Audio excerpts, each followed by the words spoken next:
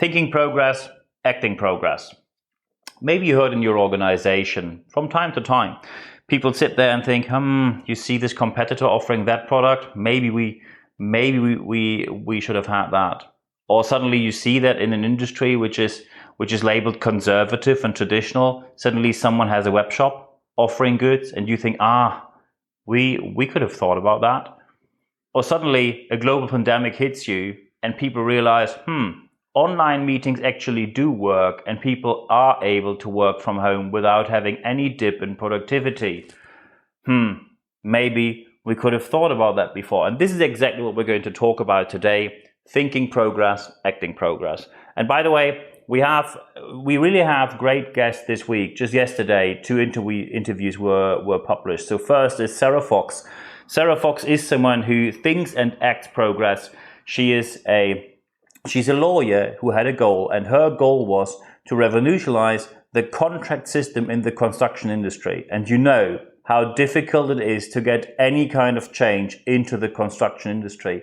And her goal was to make contracts not longer than 500 words and understandable for absolutely anyone. And she succeeded in doing so. A very impressive woman. I really highly recommend to you to listen to this interview, which was published yesterday on this channel. If you're able to speak German, we have the former chief of cargo pilots from Lufthansa, Volker Doyen, that's his name, from northern Germany, who's also the founder of Cargo Human Care, a charity which flies cargo goods to, for example, Africa and helps people there. So someone who, although he made good money all his life as an engineer and later as a pilot, just could have had a nice life, but said, we need to have progress. He thought the progress, he acted on the progress. So when you're able to speak German, go on the German channel as well and listen to that interview. An amazing person with an amazing career as well, but of course with amazing help he offers with his organization, of course.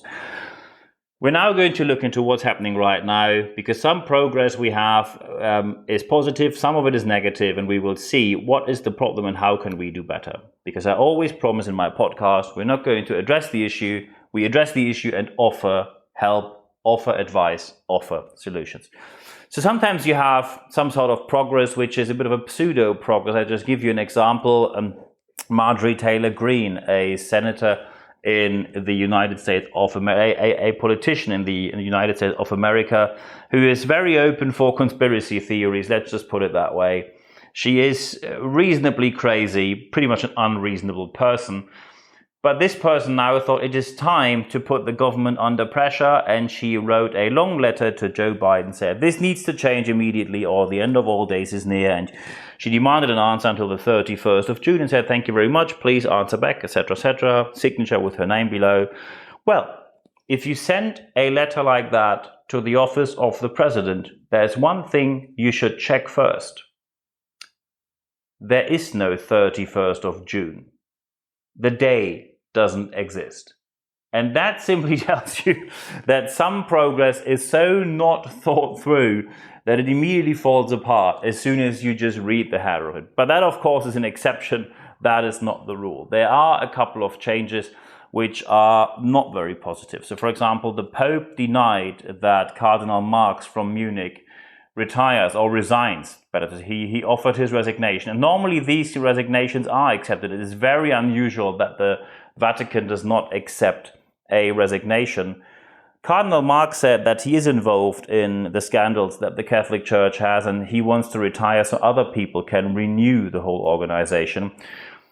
And as it is so unusual to not accept a resignation, it now looks all just like a PR stunt. It looked like the Catholic Church wanted to portray itself like a learning organization.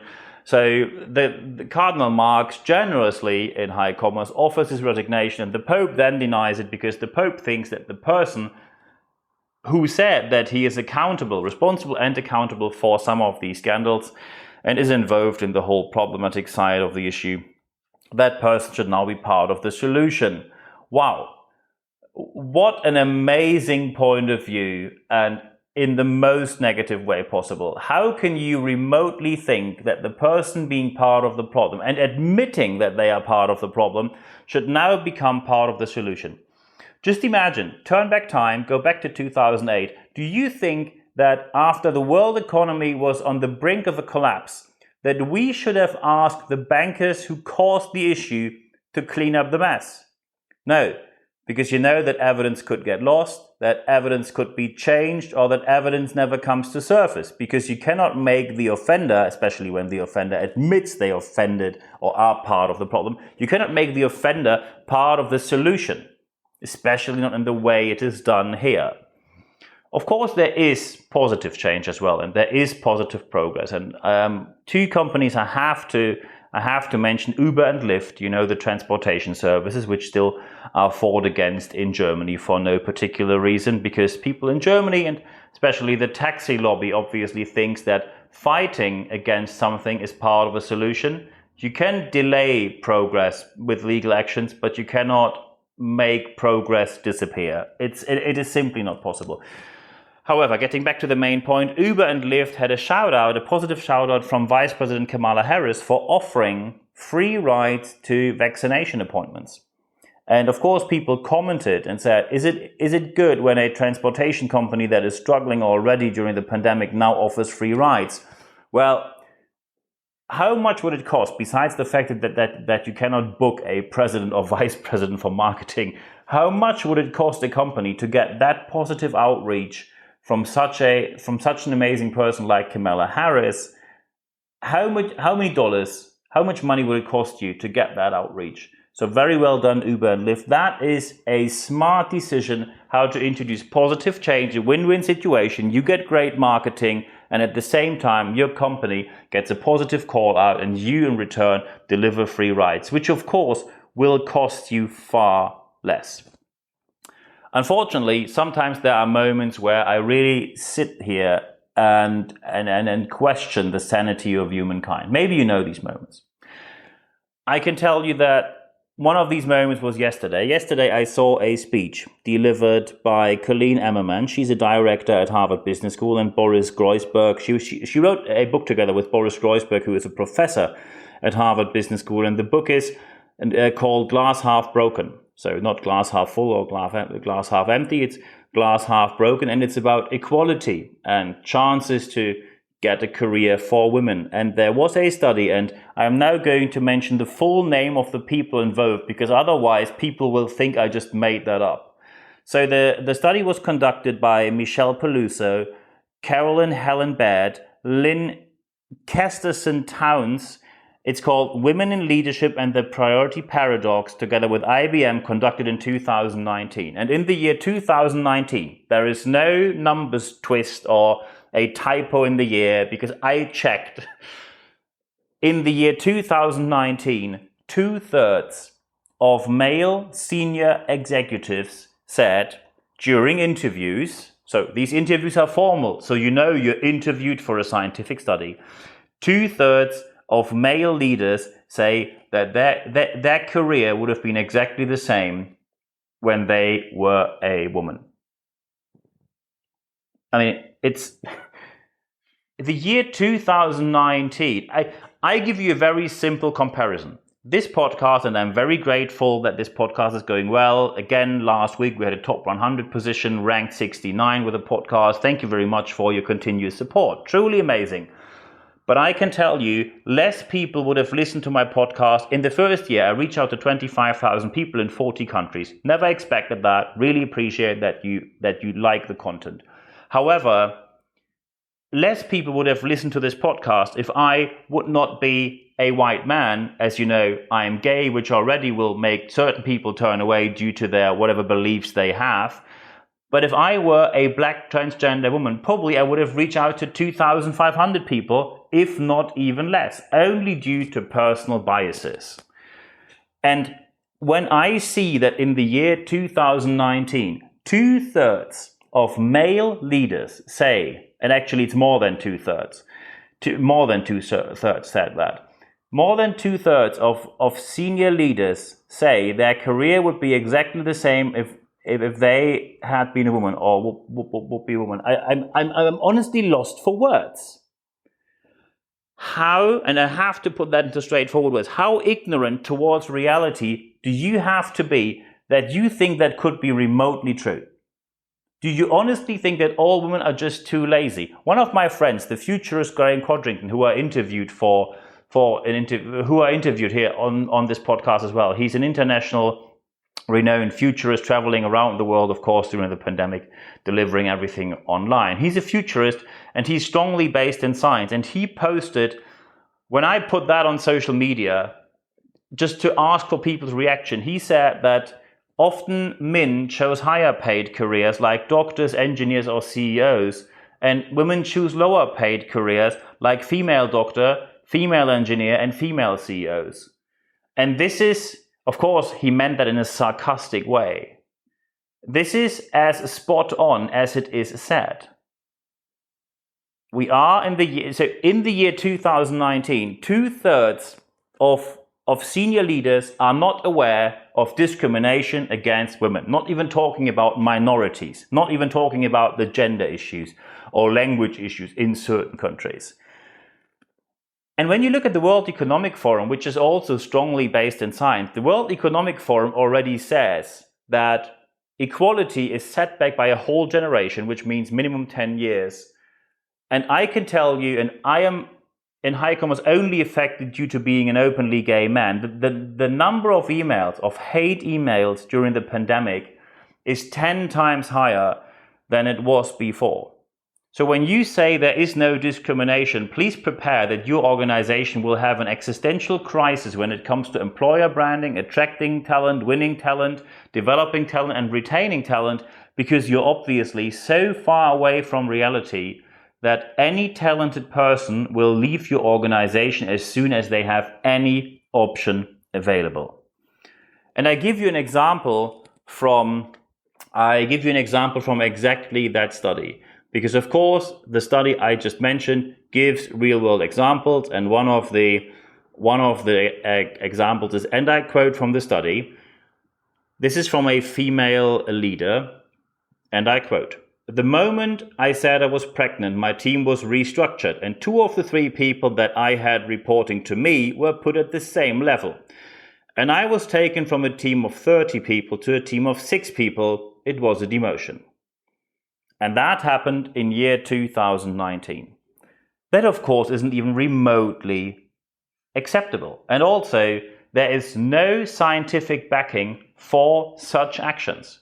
Of course, people will make their decisions based on feelings and emotions, but please, when you make all your decisions based on feelings and emotions, please don't be that leader who tells all the people on operational level in your, for example, production plants, embrace the change, see the positive opportunity to develop yourself to the next level. Every change has a positive opportunity where you can just seek out for getting a better workplace. And of course, then people might be rather critical based on their emotions, because many people do not like change. And then you say, oh, you can't act on your emotions, be logical. But as a leader, when you're not logical, you cannot expect others to do it or be it. You lose your personal legitimization as a leader when you act in such a way. Because as you know, and as we discussed before, your legitimization as a leader is not a formal one. No one cares. After you got your first foot into an organization, no one cares if you have a bachelor's degree, master's degree, whatever else. That might be impressive in the first 30 days where they say, oh, someone comes from university XYZ. When they realize you're not up to the job, they will not respect you. When you have no formal qualification, it might be more difficult to get people's attention in the first place. But when you're up to do the job, people will respect what you do. And it's very important that you now see the reality is that progress in many countries is something you like to talk about, but unfortunately you do not live it, or only a small minority lives it. So now, of course, we have to address the issue. What are the problems? So problem number 1, often progress is seen as a damage or a threat even to the existing business model. And the most well-known example of this is Kodak. You remember the story most likely. An engineer at Kodak suggested that he has a system for a digital camera, but Kodak was selling film for the young listeners here back in the days. So now you have to see, so just imagine that the sound becomes a bit crackling and everything turns like in a black and white movie film kind of style, and you see grandfather putting a bit of wood into the oven, so we have heatings. No, not that long ago. Back in the days when you wanted to take photos, you had to put a film into a camera, and then you took the pictures. You chose very carefully where to take a picture, because the usual film only had 36 spaces to make a picture. Then you had to rewind the whole film and hand it in to the place which develops the film, and then you get the photos. Now, some people might think, what a hassle. Yeah, that's why digital cameras became so popular, because you can take many pictures, as many as you want, and then choose which picture you want to have. It is very important now that Kodak had the opportunity with an engineer who had a concept for a digital camera, and the senior leaders, the senior executives at Kodak said, no, this is a damage to the business model, we're not going to do it. You must be aware of one aspect. When you have an idea, you're most likely not the only person having that idea. It must be blindingly obvious to you that other people are doing research and development as well. And of course, that is what happened. Other brands were a bit slower with the digital camera delivery, but they got to the market and they took over the market. Kodak went into administration, which is really, really sad. And by the way, hats off to the engineer and his level of handling frustration. The engineer that was turned down with the idea of the digital camera still worked at Kodak until the very end. I have no idea how much frustration you need to handle when you are in that situation. And I'll just give you an example of positive change. In northern Germany, you have a company called Rügenwalder. Rügenwalder produces and is known for producing meat. Sausages and everything meat basically was their product. A very well-known company known for producing meat and products related to meat. And then someone had the idea and said, I think in the future, people will change and they will have an interest in having less carbon footprint. And due to having less carbon footprint, they will opt to a vegetarian or vegan option. That idea was said during a time where anyone who said that they are vegetarian or vegan, you either thought they either have a medical condition or they were plain weird. There was no support in society on a broader basis, especially not in the meat producing industry, to back that idea. Huge arguments followed. The company decided to go into vegetarian and vegan products. Today, they are close to making more money with vegetarian and vegan products, market leader in that space. And of course, after they have been talked down to, people said, you are the grave digger, you are the undertaker of the meat producing industry. People were yelled and shouted at. And they went through all that resistance. And today, all their competitors only say, I wish we had done the same. And that is an example of positive change. People saw an opportunity. They saw markets changing before they changed, and then they took that spot and now have all the benefits ever since. Because when you are a first mover in a space which is successful, you of course have a benefit from being in that position. But of course, many companies do not change, and the reasons are always the same. They label themselves a traditional or conservative, or it is not for us, our industry will never change, and suddenly some small startup gets on the market, gets venture capital funding, and immediately takes over your whole market. And there you are with your heritage from we were funded in 1828, and the small startup takes away one client of you after another because they are quicker, they are more agile, it's less hassle for the client, and clients are even willing to pay higher prices even when a lower number of units is produced. And that is the point here. You have to see where markets go. I remember that, and by the way, that these were not my brains. When I was working for not only GlaxoSmithKline, they had medical web TV. Medical web TV back in the days, that was medical training for doctors in a surgery room, delivered via the internet, via bundled ISDN channels, because DSL didn't exist back in the days. Via bundled ISDN channels, and medical web TV sent training online to doctors who could take this training from their desk. And anyone said, that's nonsense. It's never going to sustain. It's never going to work. Well, I remember that I was fascinated by the opportunity, but I just thought, if this ever will take off, I have no idea. When I then started to become self-employed, working, for example, for New Horizons Computer Learning Centers, the largest Microsoft partner, the largest certified partner for learning solutions, we simply had no other option. We had 255 locations, I think, back in the days, in 70, 80, 90 countries sometimes. And there was no option to meet on site. That was simply too expensive. So I was introduced to a tool called Illuminate and delivered training online. And I was so fascinated by the business opportunity that I, with my own business, took that opportunity on board from the very beginning. So when the pandemic hit, I was ready to go from day one to deliver everything from my desk online. And by the way, again, I don't want to portray myself here as the genius who had the idea, because I clearly didn't. The idea came from GlaxoSmithKline. Oimicom was the company, I think that was medical communications, European medical communications. So GlaxoSmithKline and the largest Microsoft learning partner had these ideas, and I simply said, good idea, I keep on going with it. So it was not my brains here. But you see, there are companies which are able to adopt to markets before they change. And of course, sometimes you have an idea, you think it's innovation, you try it, and it doesn't work. That is, of course, part of the game as well. However, when you do not proactively train and coach your employees on a very high level, then of course no one will go on that journey, because people always will suspect and expect you to do something where the advantage is only on your side, but not on their side. So what can you do, of course? What can you now do to make people more open for change? Of course, one aspect is you deliver training or coaching, consulting, of course, mentoring projects. You can have project-based managers or interim management, people who simply are there for a certain project or a certain change or a certain phase of the change.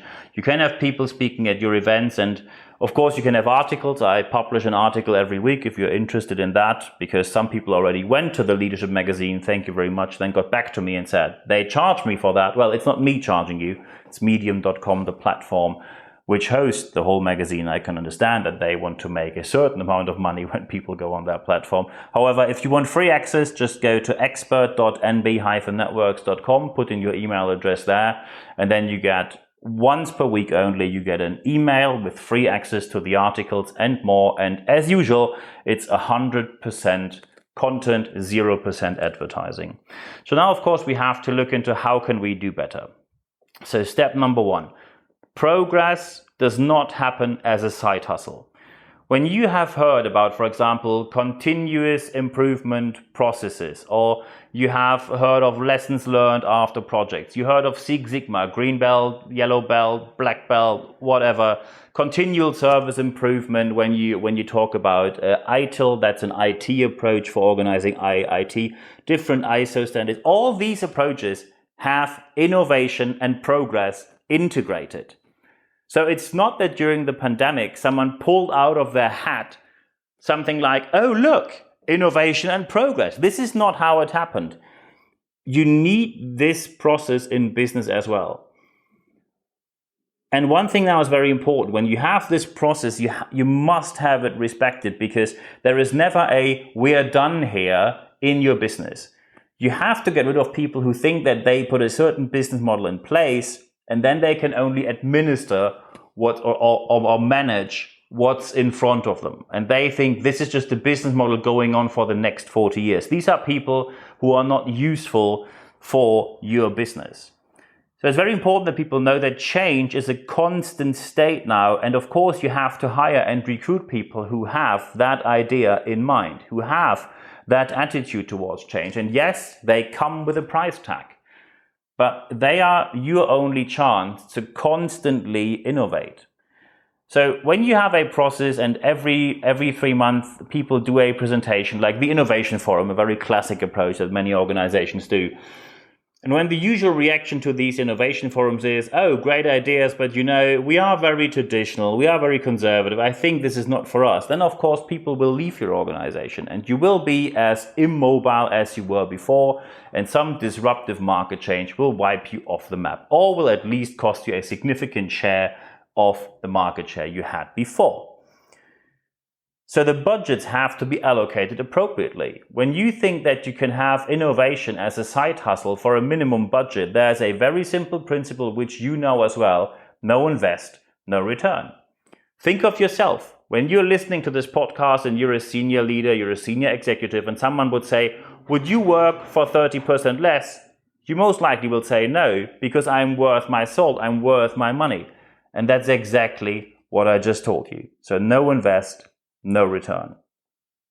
It is very important that top management fully commits to support these projects, because otherwise you don't even need to get started. When you think that senior executives can say, oh yeah, we have this department, the department for innovation, something, whatever they do, they just do their stuff. This is an approach that is a recipe for disaster. So don't only think progress, but act on the progress. It's nice to have people suggesting what you could change in your organization. You know what's even nicer? To have it in place and get the profit out of it. A very bad example, because some people might now claim there are bad developments on the market. I know not every change is a positive one. So I got a couple of emails, and I know that certain changes are varying, especially for parents. So when you now have people who are younger and suddenly they start to put money into cryptocurrency and you don't know what's happening there, blockchain is an important technology.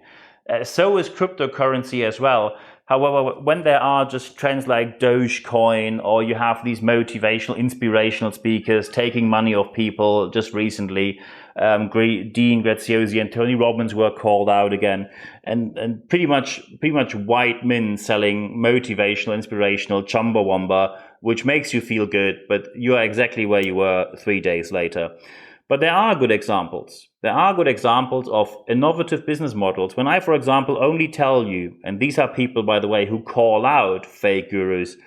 When you look, for example, at Mike Winnett and James Jarney, both based in the UK, both very young, CoffeeZilla and Spencer Cornelius in the United States, these are only 4 YouTubers sitting at their desk, producing videos from their computer, so running at not a zero budget, but a close to zero budget. These people together, these 4 people alone, have an outreach of 5 to 10 million viewers per month. Just to give you a bit of perspective, that is more than half of what the BBC has.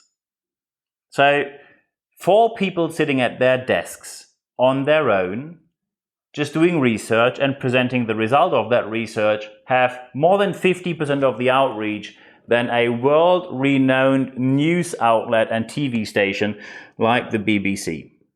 And that is where you see how innovation works. And even when you now run a larger organization, or you work for a larger organization, you know that outreach, you can buy outreach with money, but that's fake outreach, as you know. It's called advertising. And that doesn't mean that people took care of what they saw. It doesn't mean that they commit to your project or your product. And it especially doesn't mean that they commit to look at you again before you pay. They weren't interested in looking at you. So when they only look at you when you pay, that's not really commitment, and also not really outreach. So when you just try to just put aside what Spencer Cornelius says, the mindsetpreneurs, people who go to life coaches and then they just retell these people's stories.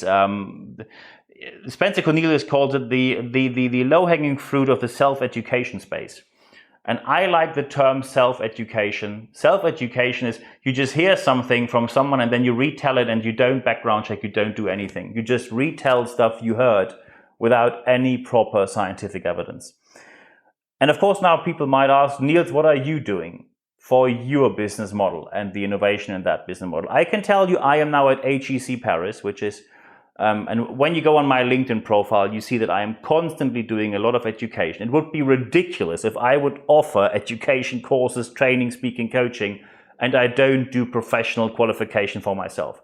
I know some people on the market do it that way, and I don't have 1% trust in them, because when you deliver education but you don't receive education, If you think you know the truth, but you don't get science to know and you don't get into science, I think you probably only share your opinion and claim that it's truth. So don't do it with my money. So what am I doing now? I'm at HEC Paris, which is a top 5 business school in Europe, at one of the group which is called Les Trois, the big 3 business schools in Paris. One of the hardest courses I am now taking. And I just on Sunday handed in my final assignment.